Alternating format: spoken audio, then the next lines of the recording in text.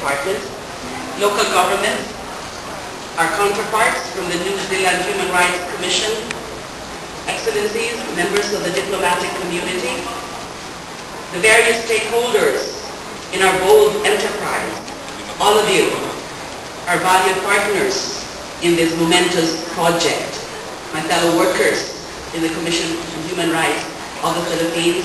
We have here the Commissioner, Mavic Cardona, and the Executive Director, Attorney Jake Mejia, the rest of the officers and personnel of the CHRP. More than just welcoming you to this event, may I take this opportunity to dwell and exhort on the merits of this project.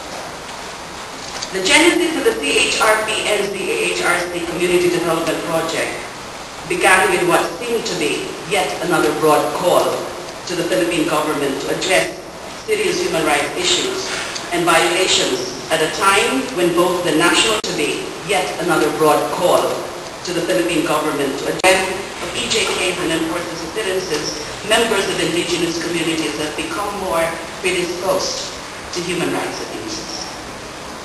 The broad objective of the project is to strengthen understanding and respect for and practical experience of human rights in 3 predominantly indigenous communities in the Philippines.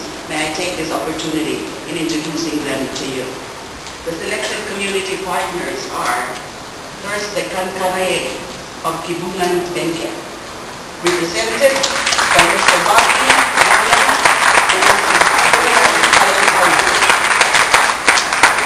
and they're accompanied today by the Honorable Mayor of Kibungan, Benguet, Honorable Benito Siato.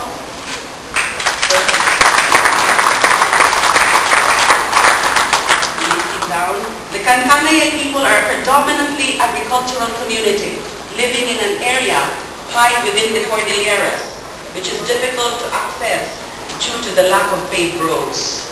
They have been the subject of a previous pilot study a few years ago under the Metagora program, which focused on indigenous people's rights to ancestral lands. Another selected community is the Higaonon of Esperanza del Sur, Agusan del Sur, represented by Datu Duko Aquilino Lidanhog and Datu Sakili Agapito. They are accompanied by the mayor of Esperanza, Agusan del Sur, the Honorable Leonida Manfatinan, and there is here a representative of the Office of the Governor, and that is Mr. Jesusino Ronquillo, the Provincial Administrator of the Higaonon are one of the earliest settlers on the western side of the Agusan River. Their culture is steeped in tradition, employing a Datu system and their own code of conduct. The third community selected is the Sama Diawat, more commonly known as the Bajau, of the provinces of Sulu, Basilan, and Zamboanga, represented by Mr. Buhali Agilani and Mr. Anthony Penafiel.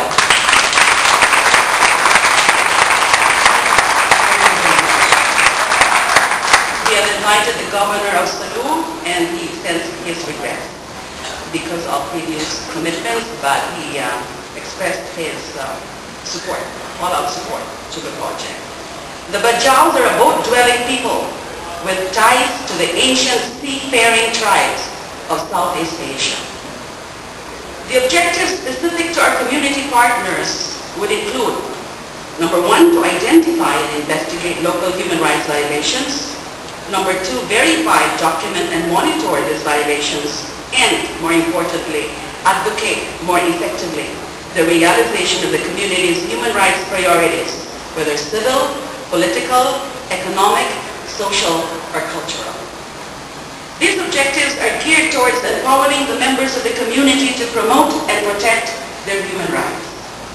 The innovation of this project brings is the critical involvement of our government partners, particularly the NCIP, or the National Commission on Indigenous Peoples, represented here today, the PNP, represented by the Human Rights Officer, Colonel Lina Sarmiento, AFP, represented by the Human Rights Officer, Colonel Jose, and other officers from the AFP, and the local government units.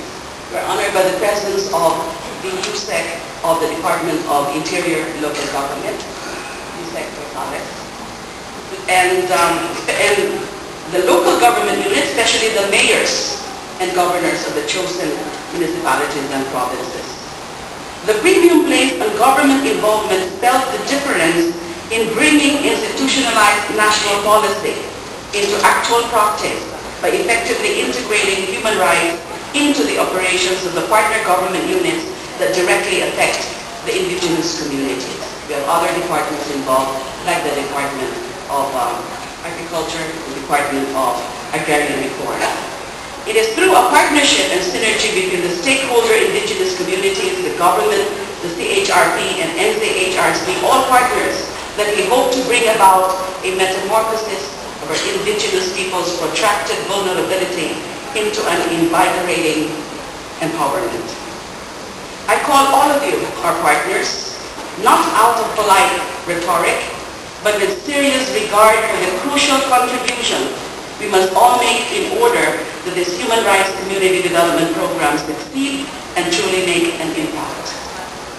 Khalil Gibran once wrote about lovers that it matters less that partners look at each other than look in the same direction.